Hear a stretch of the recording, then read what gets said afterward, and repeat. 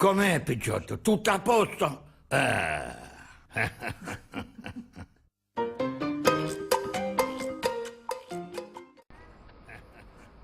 Buon pomeriggio a tutti. Oggi Rinasciuta Vegenisi è venuta qua in via Licurgo per documentare lo stato di abbandono di questa, chiamiamola via, e non penso che possa definirsi tale.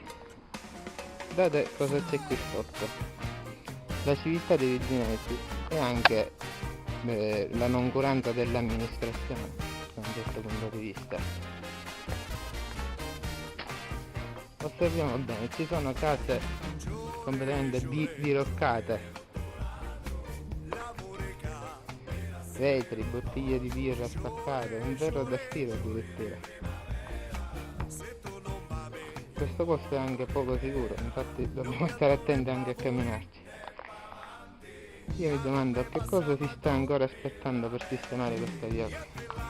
Non so, forse stanno aspettando che un bambino va qui dentro per giocare, mettiamo a nascondino e si fa male, non so. Poi quando succede la disgrazia, diciamo che faranno qualcosa, possibilmente, ma non lo credo nemmeno.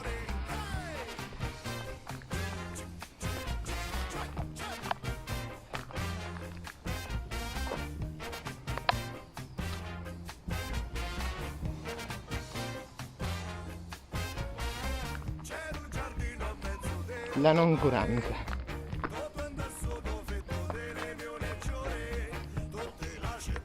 Giusto di fronte c'è anche una, chiamiamola, scalinata in ottimo stato, molto pulita, nessuna cura di togliere roba, che sembra una campagna quasi.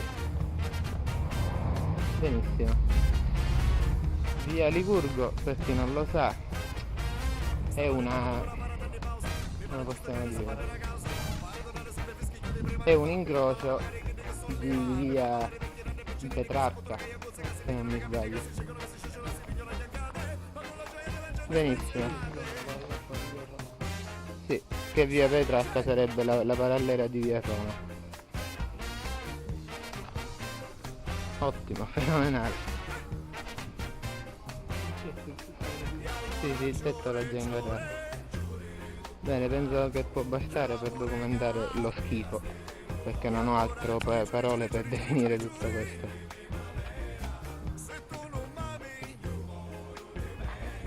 Inquadriamo anche io per far capire dove che ci troviamo. Bene così. Un buon pomeriggio a tutti e spero che questo video, diciamo, riesca a influenzare i vicinesi a far recuperare questa strada, perché è davvero un pericolo per dei bambini che scendono di sotto. Buonasera a tutti.